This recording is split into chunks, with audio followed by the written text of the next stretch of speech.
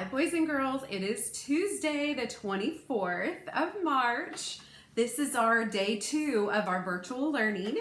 I hope that you guys are doing well and that everybody's healthy and washing their hands still. And I know this is so strange to see me on YouTube, but I really appreciate you guys coming in and tuning in every day. This gives me a little bit of normalcy, and hopefully it gives you guys a little bit of reassurance too, that I'm still here and that I'm still wanting the best for you and kind of helping each other through this crazy time. Thank you for those of you who already have subscribed to my YouTube channel. So if you haven't done that yet, just click on that red subscribe button. It's super easy to do, okay? So I told you guys yesterday that we were gonna just delve into our new book, right? Oh my gosh, I am so excited for you guys to hear this book. I've been reading it. I think I'm on like chapter 8 right now, but I'm just gonna read chapter 1 today. I'm not gonna totally bombard you, but I love this book. It's seriously like so good. Okay, yesterday you guys had a stop and jot assignment for, this was for Monday, and I'll just put it up here in case you guys didn't see it in Canvas. Your stop and jot yesterday was, what is the book that you chose? Describe the cover, the blurb, or details that helped you choose to decide to choose this book, okay? This, you can also find this in Canvas, right? So if you log in through your SSO and you go in through Canvas, it's a yellow icon, and you click on Polka Language Arts 05. It might be Language Arts Polka 05. But if you go into that classroom, you can find this in there from yesterday. It should be under quizzes, okay? So if you didn't get to this yesterday, it's okay. This is just a very simple stop and jot of why you picked your book when you went to Epic, okay? If this is your first time tuning in, I'm gonna show you guys too how to get onto Epic. Check it out. It's pretty epic. Okay, so you're going to go to getepic.com/students, okay? This is our class code, and I've already set up a file for you guys. Not an account, but a profile for you guys. So each one of you should be able to find your name in there. If not, reach out to me and let me know, because this is a free resource to read books online. Yay! Here's our code here, ZDM3976, okay? You can also download the app on an Apple or Android phone. It's just the Epic app. I think it's got that exclamation point on there. It's blue, and it's the same code to get in there, okay? So today, oh, you guys, we are in for a treat. Yesterday, pardon me, I just dropped some sticky notes. Sorry about that, you guys. Yesterday, we started talking about fantasy, and what I forgot to mention to you guys is that fantasy really is like delving into a whole new genre. I mean, it's still fiction, but there's so many amazing things about it, okay? There are several reasons why you, as a reader, should be reading fantasy, okay? And I'm gonna go over those reasons with you just very briefly right now before I start my reading, okay? All right, so the first reason that I think that you will want to read fantasy fiction is A, it's fantastic. No, I'm just kidding. Okay, so number 1, the stories are quite incredible. These are wild and dangerous and romantic tales, and everything is more important, more intense, more vivid in these fantasy stories, okay? So think about things like Hunger Games, right? It's all like elevated. It's like a big deal to see where their setting is. That's more futuristic, right? But if you think about any of these other fantasy tales that you've read, think about how important that setting is and what it means to your story, right? The second reason that I think that you will love reading fantasy is because when you study fantasy, you are studying the human condition. What a perfect time for that right now, right? You can see all over the place the human condition, what's happening right now in our country and beyond, right? Outside of our country too, okay? these stories are never really about like the elves or the hobbits, really. I mean, they're in the story, but it's not really about that, okay? It's really about the struggle between good and evil, and it's about how power corrupts people or things, and about how the quest to be better than we are, and even how the smallest of us can make a difference or an effect of what happens in the world. Okay, that's reason two. Two already really good reasons. But the third one is my favorite, you guys. If you become a powerful, avid reader with fantasy, okay, you are more likely to become a powerful reader of all texts. Where else can you say that? I don't even know. Fantasy novels are incredibly complicated, and you guys know that as we've gone in the year, we just get more and more complicated. But the reason for that is because you can do it, okay? All right. You have to figure out where the story takes place. You have to figure out what kind of world that it is, who has the power, right? So many of these stories, like, you want to know who has the power. I keep going back to Hunger Games, but really it's whoever's left in the end, right? Kind of has the power, or the district, the people in the capital. Those people have most of the power, right? And it's kind of unfair. But anyway, okay, what else was I going to tell you? Oh, you have to figure out what their rules are there, right? Because sometimes in Fantasyland, it's not exactly our same rules, right? Okay. You'll enter narratives that stretch over many novels.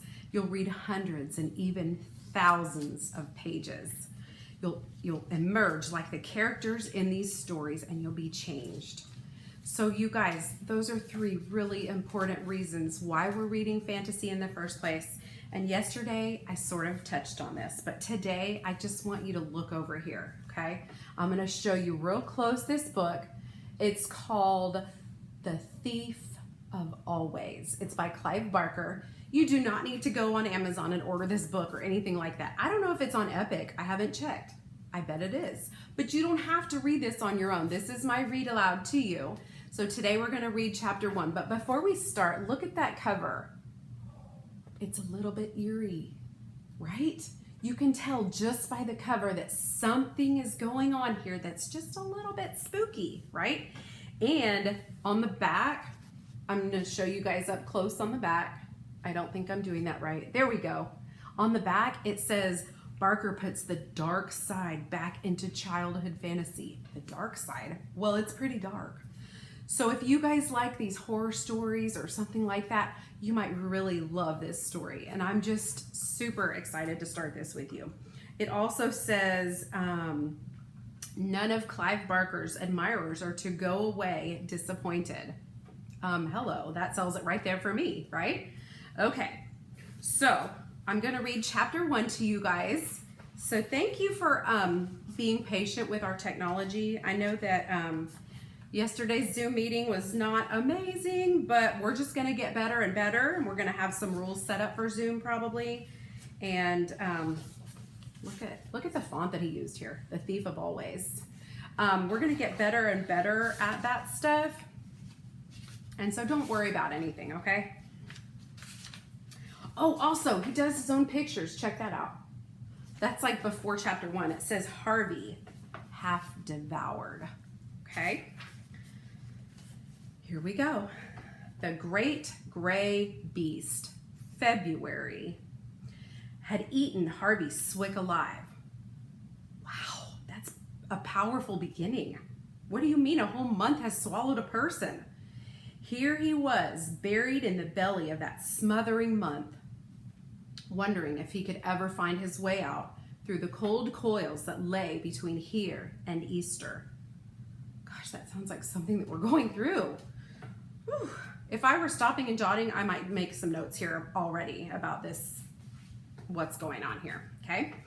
He didn't think much of his chances. More than likely, he'd become so bored as the hours crawled by that one day he'd simply forget to breathe. Then maybe people would get to wondering why such a fine young lad had perished in his prime. It would become a celebrated mystery, which wouldn't be solved until some great detective decided to recreate a day in Harvey's life. Then, and only then, would the grim truth be discovered. The detective would first follow Harvey's route to school every morning, trekking through the dismal streets. These are some powerful words, you guys. Then he'd sit at Harvey's desk and listen to the pitiful drone of the history teacher and the science teacher and wonder how the heroic boy had managed to keep his eyes open. And finally, as the wasted day... Sorry, technology issues. Let me make sure we're still recording. Yay. Okay, sorry about that. Okay. Finally, as the wasted day dwindled to dusk, he traced the homeward trek, and as he set foot on the step from which he had departed that morning, and people asked him, as they would, why such a sweet soul as Harvey had died, he would shake his head and say, "It's very simple." "Oh," the curious crowd would say, "do tell." And brushing away a tear, the detective would reply, Harvey Swick was eaten by the great gray beast, February. It was a monstrous month, that was for sure, a dire and dreary month. The pleasures of Christmas, both sharp and sweet, were already dimming in Harvey's memory, and the promise of summer was so remote as to be mythical. There'd be a spring break, of course, but how far off was that? 5 weeks? 6? Mathematics wasn't his strong point. So he didn't irritate himself by further attempting and failing to calculate the days. He simply knew that long before the sun came to save him, he would have withered away in the belly of a beast. "You shouldn't waste your time sitting up here," his mom said when she came in and found him watching the raindrops chase each other down the glass of his bedroom window. "I've got nothing better to do," Harvey said without looking around. "Well, then, you can make yourself useful," his mom said. Harvey shuddered. Useful? That was another word for labor. He sprang up, marshaling his excuses. He hadn't done this, he hadn't done that, but it was too late. "You can start by tidying up this room," his mom said. "But don't start wishing the days away, honey. Life's too short." "But that's a good boy." And with that, she left him to it. Muttering to himself, he stared around the room. It wasn't even untidy. There were 1 or 2 games scattered around, a couple of drawers open, a few clothes hanging out. It looked just fine. "I am 10, he said to himself, having no brothers and sisters. He talked to himself a great deal. "I mean, it's not like I'm a kid. I don't have to tidy up just because she says so. It's boring." He wasn't just muttering now. He was talking out loud. I want to. He went to the mirror and quizzed it. What do I want? The straw-haired, snub-nosed, brown-eyed boy he saw before him shook his head. "I don't know what I want," he said, "and I just know I'll die if I don't have some fun. I will die. I'll die!" As he spoke, the window rattled. A gust of wind blew hard against it, and then a second, then a third. Even though Harvey didn't remember the windows being so much as an inch ajar, it was suddenly thrown open. Cold rain spattered his face. Half closing his eyes, he crossed to the window and fumbled to slam it, making sure that the latch was in place this time. The wind had started his lamp moving, and when he turned back, the whole room seemed to be swinging around. One moment, the light was blazing in his eyes. The next, it was flooding the opposite wall. But in between the blaze and the flood, it lit the middle of his room, and standing there, shaking the rain off of his hat, was a stranger. He looked harmless enough. He was no more than 6 inches taller than Harvey. His frame scrawny, his skin distinctly yellowish in color. He was wearing a fancy suit, a pair of spectacles, and a lavish smile. "Who are you?" Harvey demanded, wondering how he could get past this interloper to the door. "Don't be nervous," the man replied, teasing off one of his suede gloves, taking Harvey's hand and shaking it.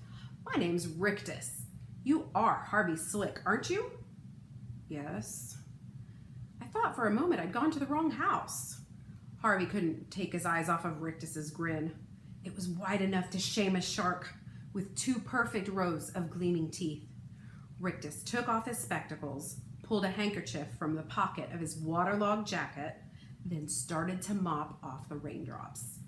Either he or the handkerchief had gave off an odor that was far from fragrant. The smell, in truth, was flatulent.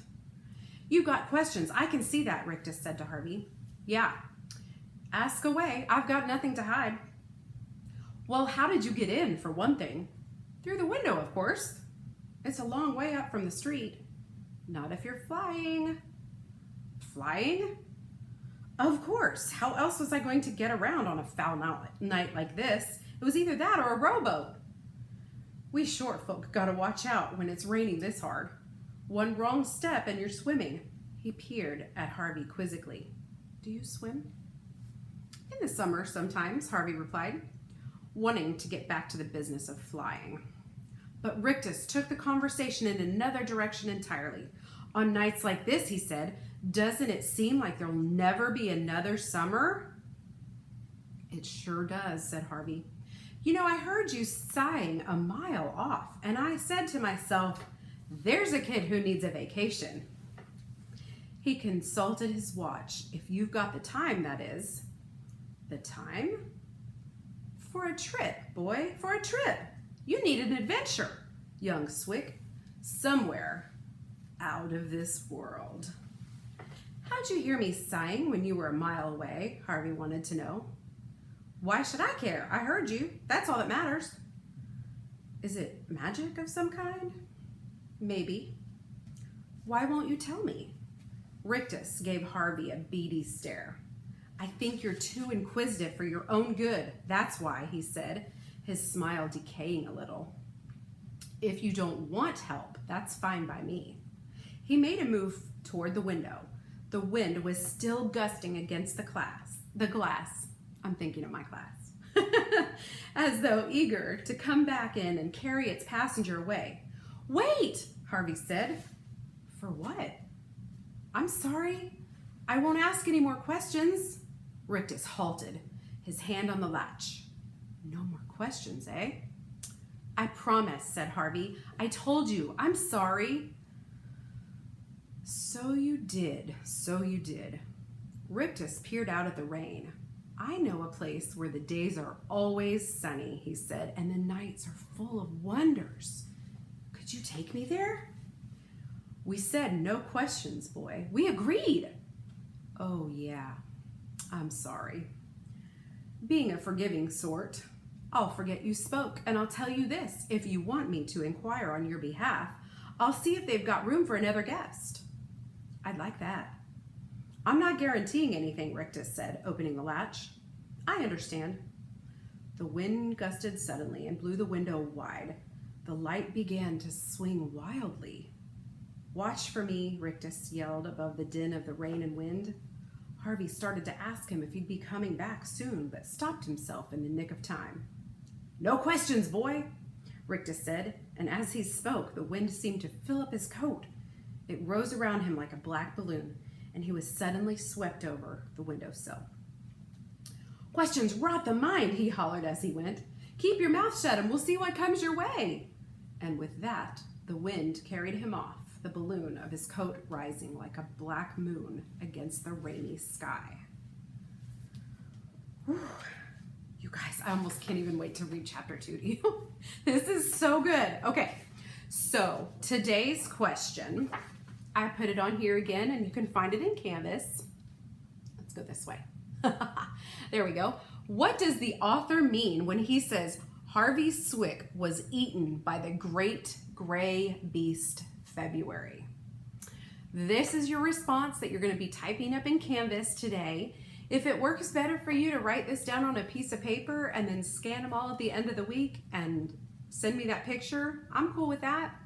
You don't have to respond in Canvas, but I would prefer, if you can, that you would respond in Canvas so it's easy for me to keep track of. Okay?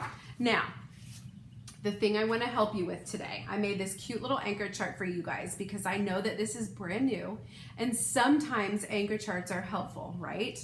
I might need to put my glasses back on to see. Okay. using text evidence to determine character power, right? Because we want to know about this character power, because otherwise, well, I think that would be helpful in moving forward to chapter 2, right? So look here, focus on who has the power. Is it Rictus or is it Harvey? Obviously, in our story, we know it's Rictus, right? Because Harvey now can't ask any more questions. But now read to find the line in the text that shows that power, right? This is your evidence. This is your proof. Over here, it says, I think you're too inquisitive for your own good, right? That's showing that he has some power. But look further. It says, read further to find ideas that connect, okay? So over here, it says, keep your mouth shut and we'll see what comes your way. What? That's not very nice, but that is definitely said by somebody who's in power, right? This video is already 21 minutes and I've gone too long, but I wanted to check in with you guys and do our read aloud and let you know I'm thinking about you and I love you. Keep reading, keep responding, filling out your reading logs, and just shoot me an email if you have any questions. Tonight's Zoom. So normally we're gonna have office hours on either Zoom or Campus Conference between 10 and 11, but tomorrow is the exception. Today, Tuesday, is the exception for that. I'm gonna have office hours at night so that if parents are not able to be there during the day, they can hop on with us at night between 6 and 7. And I've already sent out that link for that yesterday. I think I emailed to all your parents. So have them check their email for their Zoom link. It's much easier if you have the app. And hopefully we'll see you guys soon. Have a great day.